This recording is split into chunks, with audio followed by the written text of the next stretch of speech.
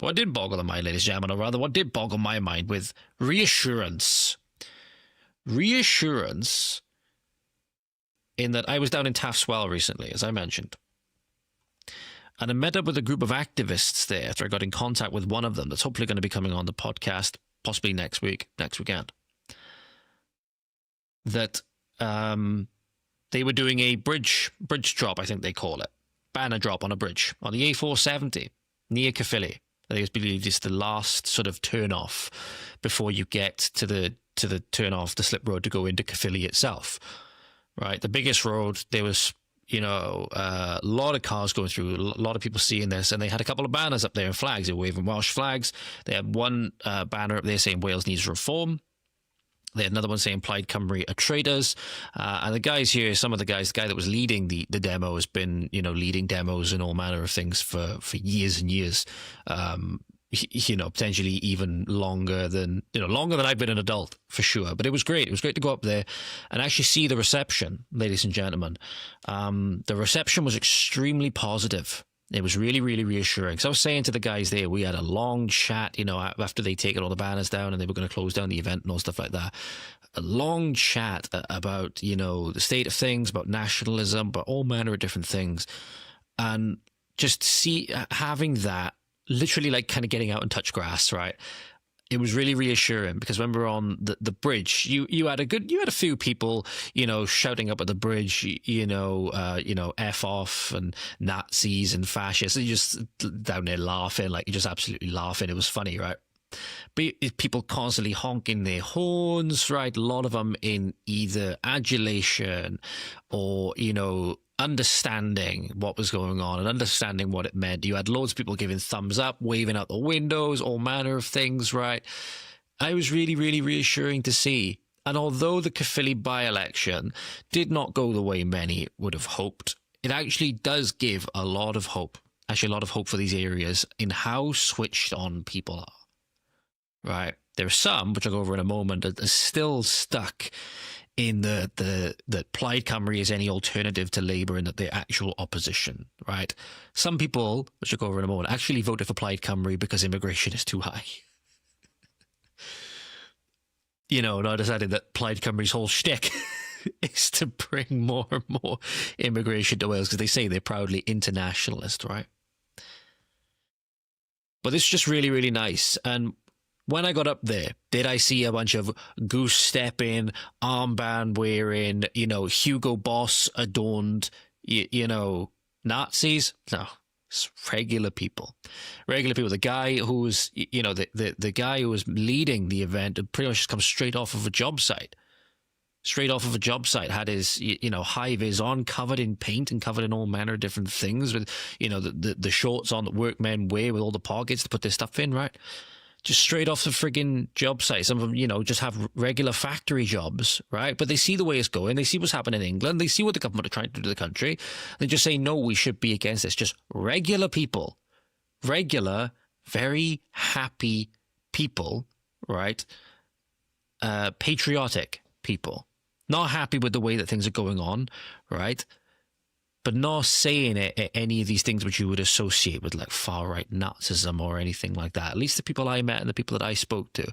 Some of them were saying they were big fans of the show. They'd actually seen what I'd been doing. They've actually seen the videos and they were really big fans of what I've been doing. It was really nice for me to get that feedback as well. Especially when some of them are actually saying to me what they've learned from things that I've said, for example, or perspective they've gained from what I've said, particularly with, I think one of the guys had never really thought about it before, but the fact that all they have to do in a lot of our areas, because we're quite split in terms of how we vote anyway, we're quite in opposition to each other in how we vote anyway, they only need, this is my second voice break in this episode, Jesus Christ, they only need to bring in, the government only needs to bring in a small amount of people in each community to sway the vote permanently.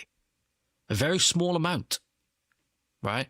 Now, if we all voted one way, let's say every single person in a constituency voted for one party, every single one, they had 100% of the vote.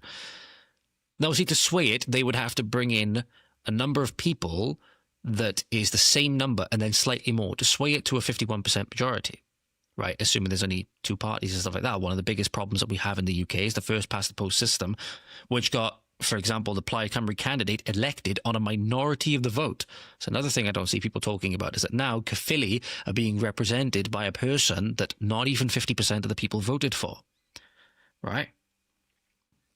But they only have to bring a small amount because we're already divided as it is. That puts us in a very dangerous position. I'm glad people were starting to see that. People that I spoke to on this event were starting to see that. But here's some snippets of the event, ladies and gentlemen. There's a small video which I'll play for you now. It's up on YouTube. It'll be linked down below, of the actual banner drop event itself. And you can see here, it's not, you know, from what I can see, at least, and from what I experienced at this event, a fascist Nazi demonstration, right? This was just regular people like you and me making their voices heard and are politically aware of the problems and what's going to come down the future. In Wales, as I said, at the moment, it seems at least that we are quite lucky. We're quite lucky in that the worst things haven't come for us yet. But that can be changing very, very soon. Here's that video for you, ladies and gentlemen. Let me know what you think. Sorry, ladies and gentlemen, you might have seen a slight cut there. Right, guys, we're back on the A470 at Caerphilly. Welsh Nationalist team are out again. It's the day before the election. We're looking for the people of Caerphilly to do the right thing for Wales and vote reform. Plaid is not the answer, folks. They're a multicultural. They support mass immigration into Wales. They want Wales to be a nation of sanctuary. We can't afford to do this. All right, local people can no longer afford to rent locally. Bear that in mind tomorrow, Caerphilly, as you go to the poll. This is an important one. And we need to send a message to Plaid Cymru. Plaid is not the answer. Wales needs reform. He's absolutely right. He's absolutely right. Thousands of people are seeing the message. Plaid is not the answer. Wales needs reform. Look at the support. Now, these people, ladies and gentlemen, are just, it's just going through a couple of still images at the moment. These people, ladies and gentlemen, they understand that reform are not even the answer in the long term, it would seem, right? Not even the answer in the long term. So it seems that they've gone back on a lot of things that they said they were going to do, right? You know, they've softened on immigration, they've softened on Islam, they've softened on all of these things. They brought in a Mohammedan chairman, which is truly, truly suspect, right? But they're a bit like me. They understand that it might be a stepping stone towards actually making, you know, positive changes for the people of Wales, right, in an administration in the future, right? They understand that, you know, don't let great or don't let perfect right now be the enemy of good, so to speak, what you can get. You know, so a lot of the changes we like to see wouldn't, I don't think, come from a reform government. But they could be the first potentially necessary starting point. And that, I think, was borne out quite well. Not sure how much difference this would have made in the actual event, in the actual results themselves. But what happened on the day, ladies and gentlemen, in Caerphilly, was this. So this is the way it ended up panning out in the end. It's not the result we would have wanted, but I think it did indeed give a lot of hope. A lot of hope. For the first time, as you'll see now when I bring it up on screen, Labour lost Caerphilly. For the first time in about 100 years, they lost Caerphilly. So as you can see on screen, Plaid Cymru ended up winning the vote share with 47.4% overall.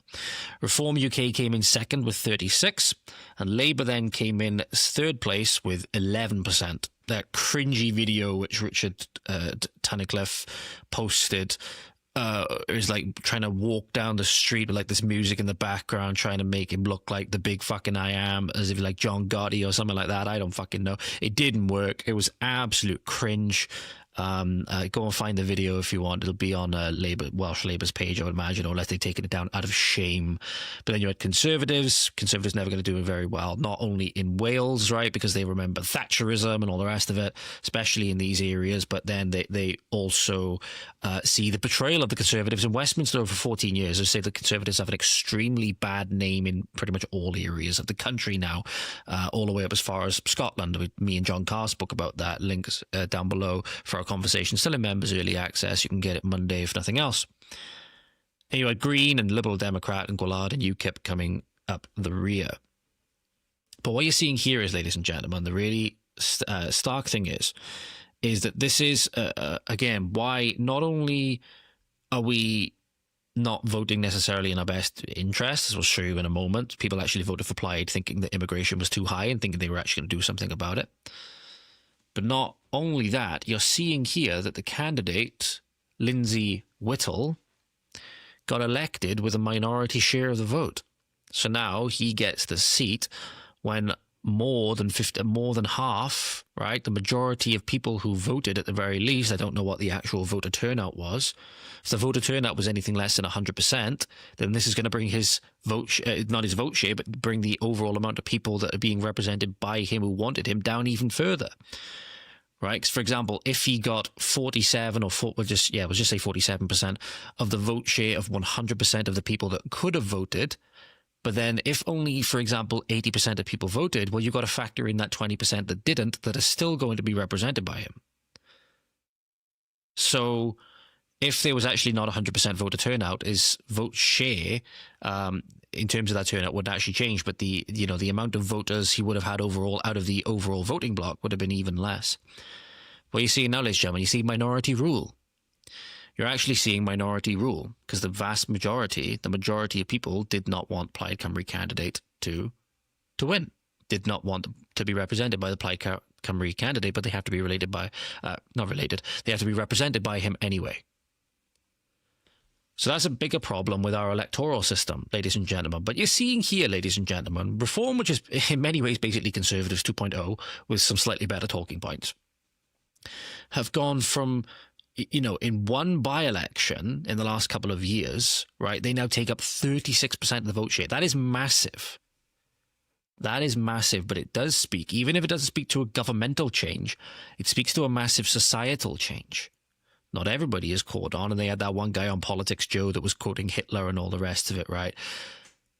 I don't know, it seems very suspect to me. But he had all manner of people on the ground that they were speaking to. But the one thing I wanted to bring you to, ladies and gentlemen, is this example. And this was sent to me by some of the others as well. A Labour voter in Caerphilly said she switched to Plaid because immigration is too high. Now, again, they put out that puff piece, I think it was on the BBC, or they put out that emotional appeal of the woman saying, oh, well, these people only make up so much of a percent, and now you're demonising them, and I don't feel safe anymore. Or go to Luton. I would say go to Luton, or go to some of these areas where you've got these hotels and let me know if you feel any safer. Go to these areas where you are in a minority and let me know if you feel any safer. So I have a lot of people saying these things, ladies and gentlemen. They live in vast majority white native British or white Welsh areas, right, for the most part. Yeah, easy to say that when you live literally amongst your people. And then people who are not living amongst their people when they're in a minoritized state say, what the hell are you on about? There's no problems up here, so what problems have you got? That's why you've got to be careful with appeals to emotion. That's why the media loves to run with them so much, appeals to emotion. Right, despite the fact that heinous atrocities are taking place that they would never touch. They voted for Plaid because they thought immigration was too high. Yet they voted for an internationalist party which wants to make Wales a nation of sanctuary. And when I had a bit of discourse with somebody on X over this, and they said that nation of sanctuary wasn't an immigration policy. That's what some people are thinking, ladies and gentlemen. Another thing that people are thinking is they didn't vote for reform, or they hate reform so much, they think they're an English nationalist party. That's genuinely how some people think. It's genuinely how some people think. I sent it to one of the guys who were at the protest, like a screenshot of a post saying, we don't want your English nationalism here. But these guys genuinely think Reform are an English nationalist party. That's how deranged some people have become. Or rather, not deranged, deluded. Deluded is a better word. I don't want to say deranged because that's the wrong word. But more people do need to see the real Plaid. Just have a listen to this, ladies and gentlemen. It's from BBC Wales Cast, right? And the person here is correct in what they're saying. Right, that, yeah, the government has gone. They're focusing so much on other areas and they've left Wales in the dust. Right, they're trying to house the world, not the Welsh, for example. But then they thought Plaid was an actual alternative. This way more people need to see the real Plaid Cymru in this instance, for example. Would the real Plaid Cymru please stand up so that we can hit you back down like a game of whack-a-mole? Our government have gone, haven't they? It's helping other countries. Well, And we're struggling. I've worked all my life. I've just retired and I'm struggling more now than I've ever have. do you mean with cost of living and stuff like Yeah. that? Yeah. The cost of living. Yeah, it's gone sky high. And we're keeping other people. Someone started a petition to change the term cost of living to cost of government. Let's be accurate about what's really going on. Let's be accurate about what's really causing the costs to rise. And do you mean migration? Is that what you mean? Yeah. Yeah. So who are you thinking about voting for then, given that? Plaid Cymru. And what is it about Plaid Cymru that appeals to you? Well, he's Welsh, isn't he? Who do you usually vote for, or have voted for in the past? I used to with the Labour. But they've lost your vote. Yeah. That is who we are Perfect as timing. a party. Proudly internationalist. We see no borders where we see suffering. Let us continue to ask proudly, what can we do to help? Not where are you from? Says it all. I appreciate the guys at Senate Waste for attaching that clip on at the end so that I didn't have to go and show it. There you go. It just goes to show again, sadly, how deluded people are. You can tell as a person that's obviously worked all their life as an older person, thinking that Plaid Cymru is the same Plaid Cymru that maybe existed in the 60s or so on. Right? Sadly not, it would seem.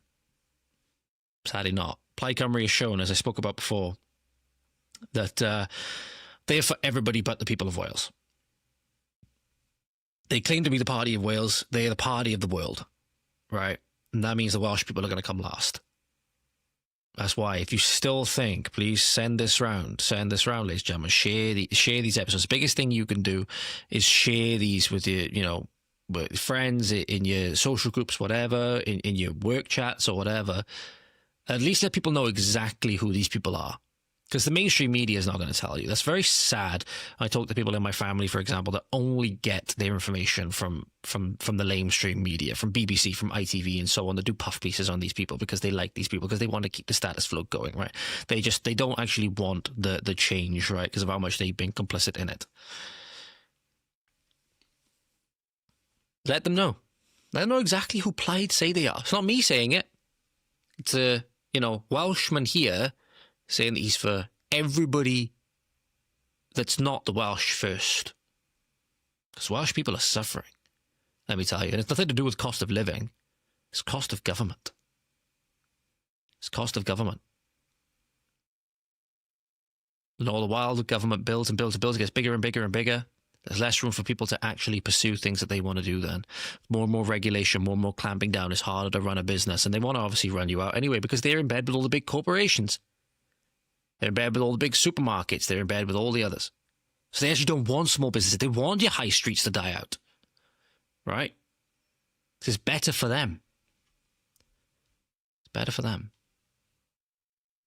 So at least, if you're going to vote for Plaid Cymru, vote for them because at least you believe in this globalist international vision that they have or whatever. Not because you think they're a Welsh nationalist party, because they're not. If you enjoyed that clip, then make sure to go on over to the Voice of the Valleys X page at VOT_Valleys on X. We're also on Instagram at Voice of the Valleys. Be sure to like, share, subscribe, comment, all of that good stuff. Thank you so much, and we'll see you again soon. Godspeed.